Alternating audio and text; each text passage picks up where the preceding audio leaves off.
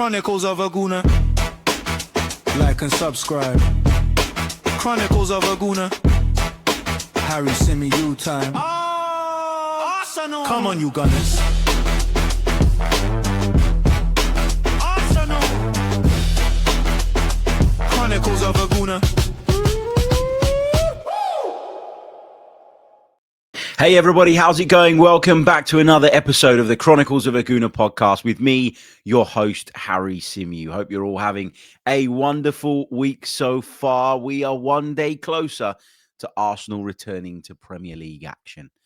I know I keep saying that, but I legitimately am buzzing for the return of the Premier League. Let's hope that we get the result that we want at Fulham, and then we can sit back and take in some of the other results over the course of the weekend, knowing at least that we've done our job. We're going to preview that game, of course, a little bit later on in the week. We're going to have a look into Fulham, who I have to say haven't had the greatest start.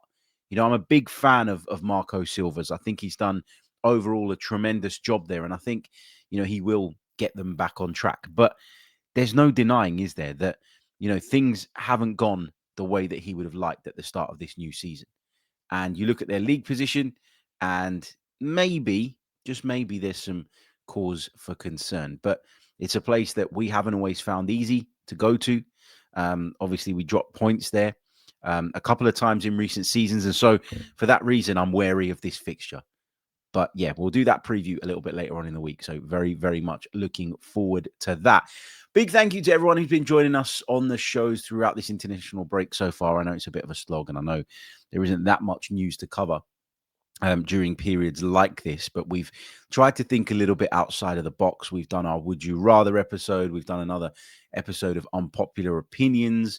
We've talked a little bit about some kind of broader subjects around Arsenal over the last few days. So go back and check out the shows that we've put out in recent days. And if you want to go one further, of course, you can become a patron. A patron gets access to our exclusive content, which centers around matches, and gets every single episode ad-free, while also being a part of our community and being in touch with myself and all the other patrons within the kind of patron chat feature. So yeah, lots to get your hands on there, and it's all for just what, £3 a month? Nothing in the modern day.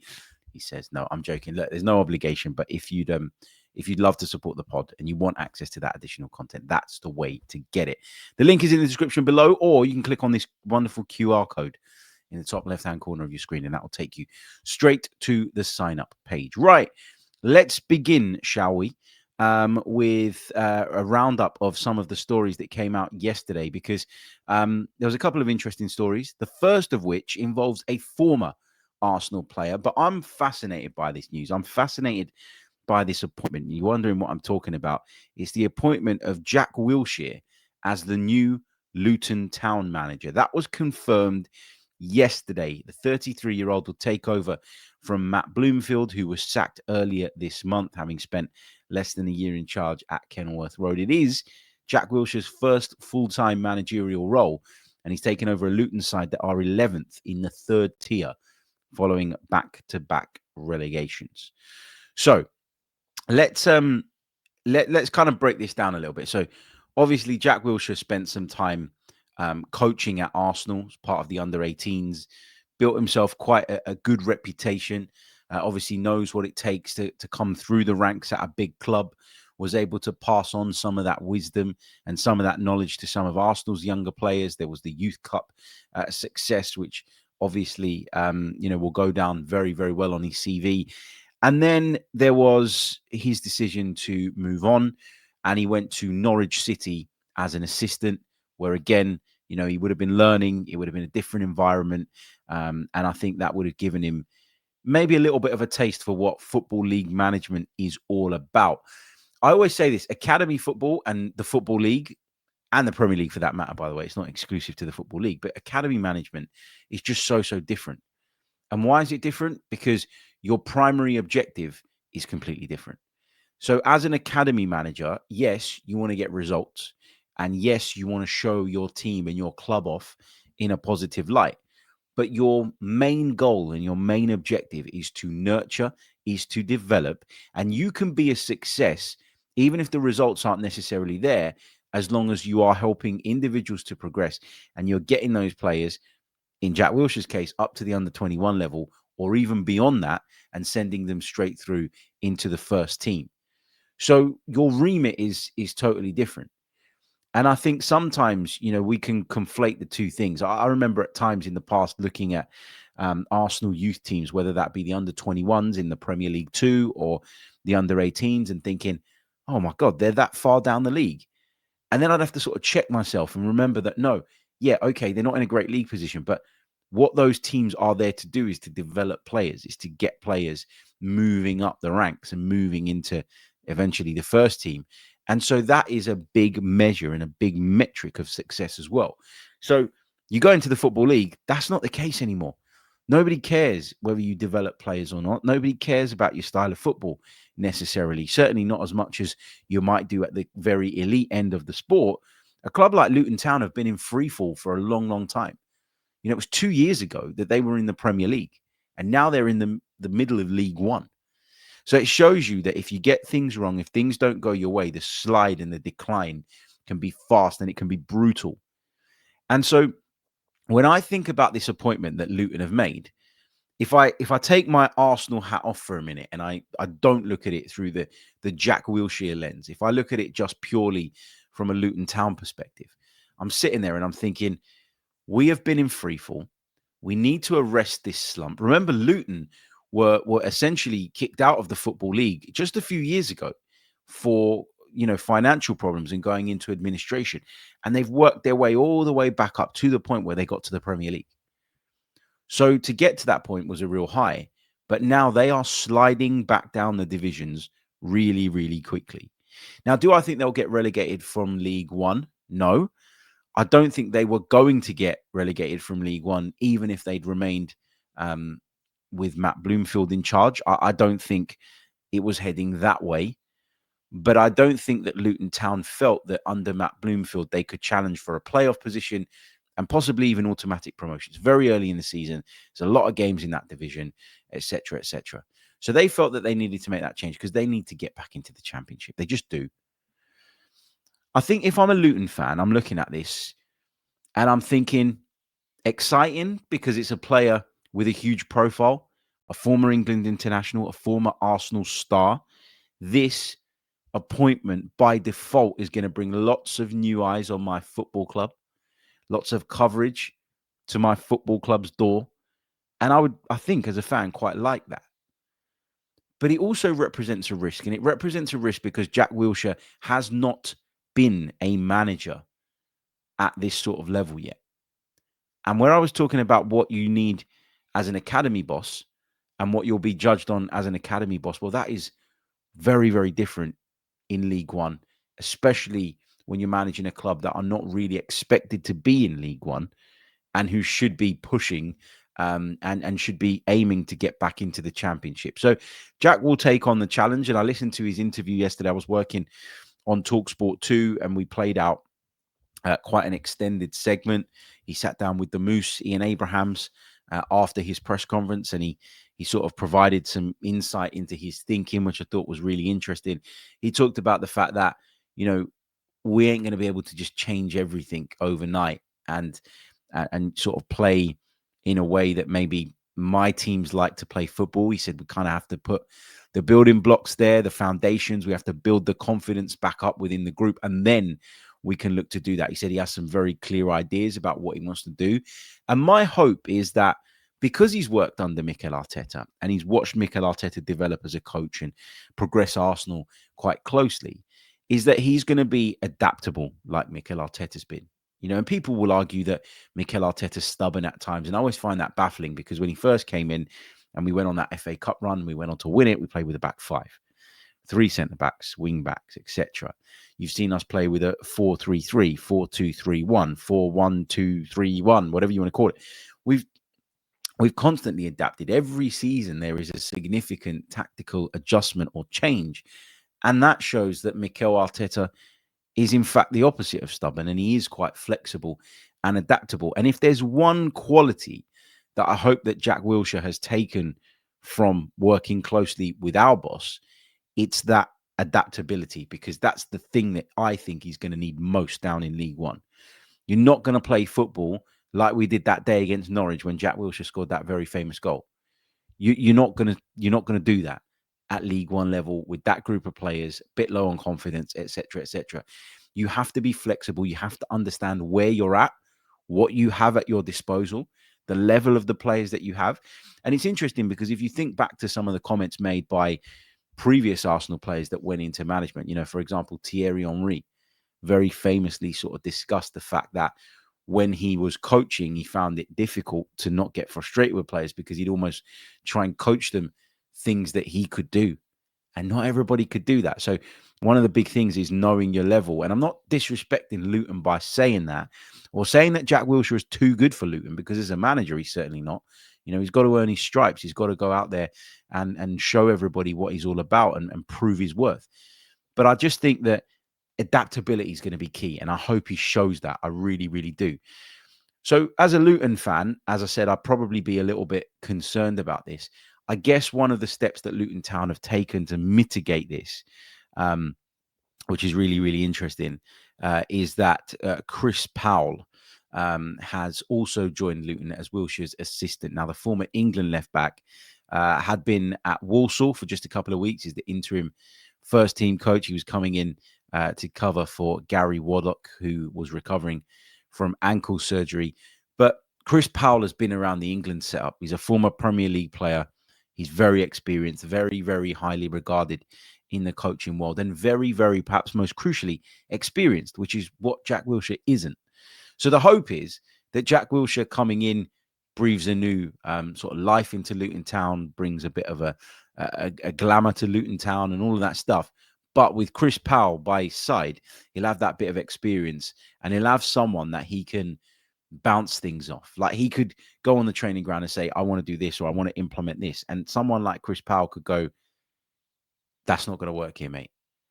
And that dynamic and that relationship between them, I think, is going to be very, very important in this. So, yeah, we'll see how it goes. But look, I wish Jack Wilshere all the best. I genuinely do. He seems like someone who's really keen to succeed. And I do think a lot of that stems from the fact that as a player, he probably feels like he's got some unfinished business. His injuries were a big issue for him. He wasn't able to progress to the level that we knew he was capable of from a talent perspective. There was an interesting part in his interview with TalkSport where he said, look, I think the Moose was sort of blowing a bit of smoke up his backside and saying, you were a really exciting player, blah, blah. And he said, look, I've been on a bit of a journey, and I realized that Jack Wilshere, the footballer, couldn't get around the pitch the way that I needed to anymore. So there's been over time an acceptance that, his body let him down. Wasn't a great deal that he could do about that. I feel like he's kind of made peace with it. And now it's about, proving his worth and staying in the game that he obviously clearly loves, and hopefully doing a good job at Luton Town. But listen, Luton Town have got another casual fan in me now, because I really want him to succeed. So wish him all the very best. Right, let's talk about our main story today, which is with regards to the skipper, Martin Odegaard. We got an update from Sammy Mockbell yesterday on Martin Odegaard's fitness, and unfortunately, it's not a good one. Arsenal captain Martin Odegaard is not expected to return from his knee injury until after the November international break. The midfielder suffered a medial collateral ligament injury in the Gunners' win over West Ham on the 4th of October and had to be replaced during the first half. Arsenal released a statement the day after confirming Odegaard would miss the current international window, but did not set a timeline for his recovery. However, the 26-year-old is set to remain unavailable until after the next set of international fixtures in the middle of November. The news means that Odegaard will miss Premier League games against Fulham, Palace, Burnley and Sunderland, as well as Champions League matches against Atletico Madrid and Slavia Prague. The news will come as a blow to Arsenal boss Mikel Arteta, given Odegaard's importance to his team. And obviously the player has been suffering from injury problems ever since the start of the season. He had a big injury at the start of last season, which, if we're being honest, it felt like he never really recovered from. And then you think about what he's going through now, this stop-start to the 25-26 campaign, and it must be incredibly frustrating. Look, we talked a lot in the early weeks of this season about midfield balance, and I felt that not having Martin Odegaard gave Mikel a decision to make. He had kind of the option of going one way or the other. You either go a little bit more functional, a little bit more robust, but you perhaps play with less creativity and flair in those central areas. And we saw that in a few games. Or you prioritize the flair and the creativity. But, you have two midfielders in there capable of putting in a good defensive shift rather than all three being able to do that. And, the frustrating thing about this was that against Olympiacos, I felt like Odegaard had got back to something close to his best level. Should he have scored? Yes. Could he have done a little bit more? Yeah, of course. But some of the passes he was playing, some of the rotations between him and the rest of the midfield, the fact that he was getting on the ball in those deep areas, looking up early and hitting those channels for Victor Gyökeres. And it felt like that relationship and that partnership between the two of them, that bond was just developing to a point where it could start to become a really big asset for us. And then he gets hit with this problem against West Ham. And it was the third home game in a row that Martin Odegaard had to come off with an injury. And just mentally, that's got to be a huge drain. Just mentally, that's got to be incredibly frustrating for the young man. And so I've got a lot of sympathy for Martin Odegaard and the position that he finds himself in now. But, there's been so much talk about how much better our squad is now. And it absolutely is, okay? The fact that, and we were sort of laughing and joking about this yesterday with some friends, we've lost Odegaard and you panic for a minute and then you go, oh, it's okay. Ebere Eze can come in, or Ethan Nwaneri can play there, who we all really, really rate. And because of the squad, he hasn't even had a lot of game time or as much as he would have liked at the start of this season. So clearly, Arsenal are in a much better position to deal with this type of problem, to deal with this type of issue. But at the same time, missing Martin Odegaard, it is an issue. And, those games that we've got coming up, as mentioned in this piece by Sammy Mockbell, and, Premier League and Champions League, Fulham, Crystal Palace, Burnley, and Sunderland. Now, on paper, those are games that you'd expect Arsenal to win. Fulham away, Crystal Palace at home, Burnley and Sunderland away. But you've got Champions League games in there. The Atletico Madrid game will not be easy.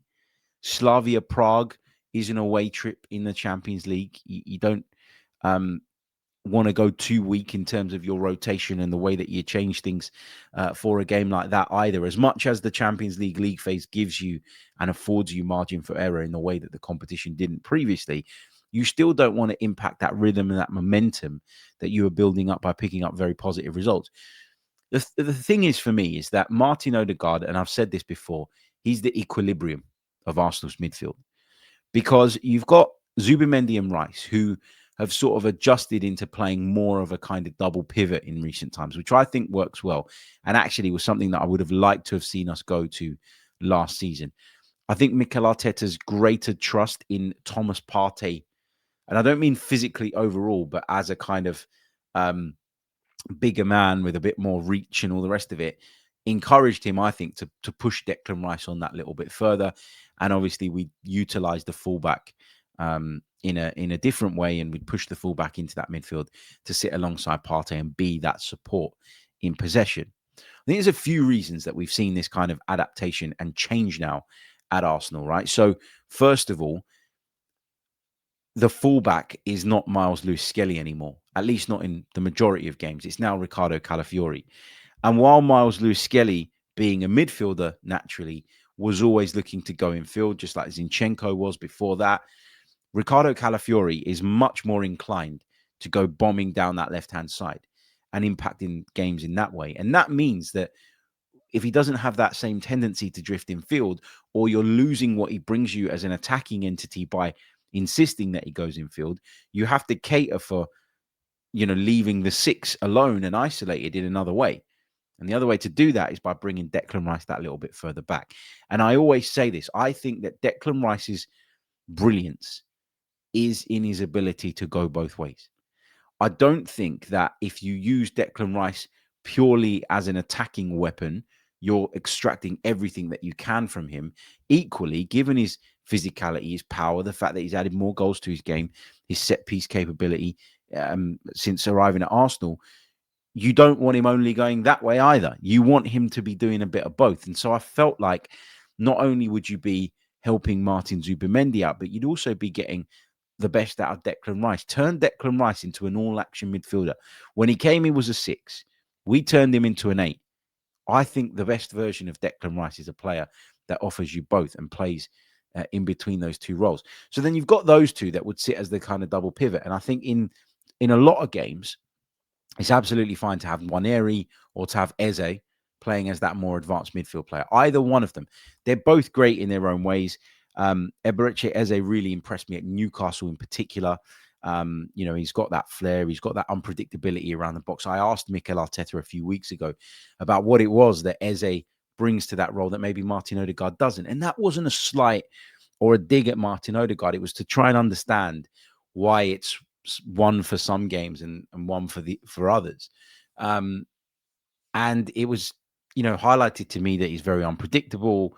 You think he's going to pass it left and he passes it right. You think he's going to slip someone in and he takes a shot, vice versa. So Eberechi Eze is a great option to have there. So is Ethan Nwaneri. They're both brilliant players, but do you know what they don't have? And you could argue that both of them, by the way, are on current form, because Martin Odegaard's not been at his best for a while. I mentioned there were signs of him sort of recovering towards his best against Olympiacos in the Champions League. But you could argue for a while that he's not been at his best. And I would accept that argument. I think it's an absolutely fair argument, a fair point to make. But what those two maybe don't have that Martin Odegaard does, and this is why, we talked about it on the sort of unpopular opinion show yesterday, it is a case of kind of horses for courses this season, maybe more than ever, is that I don't think those other two, Eze and Nwaneri, are as good off the ball as Martin Odegaard. I don't think they're as two-way as Martin Odegaard is. You can ask Odegaard to get back and defend. You can ask him to lead a press. He can be influential and impactful off the ball at both ends of the pitch. Whereas Eze, I'm sure he can press if you kind of really work on that with him. But I'm not expecting him to get involved in a rotation with Rice and Zubimendi and end up picking the ball up off the defense as a 6 like Odegaard does at times to try and set us off from deep. Like, that's not his game. So again, it's not about this player is better than that player or this player is worse than that player. That's not what we're doing here. We're simply saying that, certain players bring certain qualities and certain attributes to the team. And Martin Odegaard's ability to go both ways, forward and backwards, I don't think is something that Eze or Nwaneri can match. And so we might be absolutely fine. And in truth, if I look at the games that we've got coming up, Fulham, Palace, Burnley and Sunderland, and I don't mean this disrespectfully to any of those teams, these are games in which I would have liked to have seen us play with a more 10 type attacking midfielder than an 8 type anyway. So maybe if we were going to lose Martin Odegaard, maybe if we were going to have to be without him, this is the period in which you want that to happen, or you're more accepting of that. You never want it to happen, but you're more accepting of that. Obviously Mikel Merino's an option. There's still no sign of Kai Havertz, who I'd imagine, particularly now where we can play with a 10 and that double pivot behind them rather than playing with 2 8s and a 6. I think Kai Havertz probably can offer even more in that role now, where he doesn't have that responsibility of being an 8 and dropping that bit deeper. So it's going to be interesting. Look, we've got the squad to cope with it, but it doesn't mean it's not a blow. It doesn't mean it's not a punch in the gut to lose Martin Odegaard again. He impacts the balance that we have. Also, he's the captain. He's the leader. There's a lot of Arsenal fans right now that haven't been too pleased or too thrilled by some of his recent performances, myself included. But we know what he brings. We know what he's capable of. And I think we just got to back him and support him and hope that he can get through these injury problems and get back on track and back to being his best. And if he comes back after the international break fresh, because I feel like there's a bit of maybe an overestimation on this in terms of how long he's going to be out for. Is it a case of, there's a chance that he might be back for maybe the last game before the international break. But as Arsenal Football Club, given the start to the season that he's had, it's maybe just not worth taking that gamble. And if you set that aim for return just a little bit further, and you can get there slower and more cautiously in terms of how you manage that recovery, maybe that is the right way to go. Okay, just a couple of other bits I wanted to mention. Leandro Trossard scored a late goal for Belgium in their victory over Wales. They beat them by 4-2. And I've seen a little bit online last night and this morning with regards to Victor Gyökeres. Now, Sweden were beaten 1-0 at home by Kosovo last night. And they did start the game with Gyökeres and Isak up front. I find it mad how people are looking at Alexander Isak and going, oh, yeah, well, he didn't really produce against Kosovo, has barely produced for Liverpool so far. Largely because he threw his toys out the pram in the summer and didn't train and was way behind the curve. And that's absolutely fine. But Sweden not winning and drawing a blank against Kosovo and not scoring, that's all on Victor Gyökeres. Come on, man. I also read an article this morning from a friend of mine who is Swedish and writes a lot about the Swedish national team. And he talked about how disjointed it all is, how it's not working, how there are problems. I'm not excusing Victor Gyökeres, by the way. I thought that he would go on this international break and score a couple of goals for Sweden. I looked at their fixtures and I thought it's a good opportunity for him to get back among the goals. That will hopefully boost his confidence and get him in a better place for when he returns.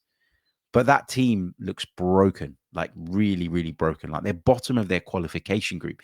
And if you look at the sides in that group, that should not be the case. So Sweden are broken on the whole.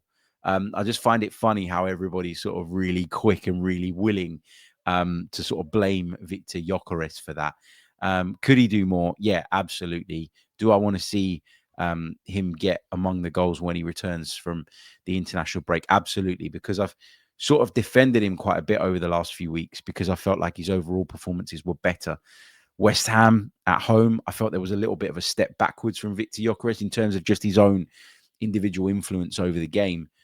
Fulham, Palace, Burnley, Sunderland, if we talk about him as being a player that was brought in essentially to help us beat the teams that we couldn't beat previously, the teams that were lesser than us, but obviously set up in a very specific way.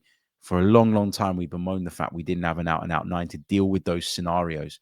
Well, now we do. He's got to step up and he's got to produce in those games. So, yeah, interested to see how Victor Gyökeres gets on the other side of this international break. If you haven't done so already, guys, please leave a like on the video. If you're with us on YouTube, hit that like button. Subscribe to the channel if you're new as well. I think we're, 40 odd subs away from hitting 46,000. So yeah, any support that you can offer there would be very, very much appreciated. Don't forget, if you want to go one further in supporting the show, you can join us on Patreon. There it is. Go over to patreon.com/the Chronicles of a Gooner.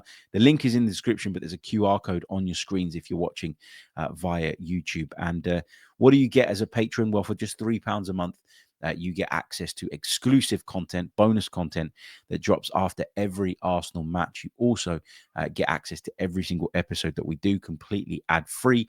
Plus, you get to be part of the Chronicles of a Gooner community. And we've got a nice little group there now.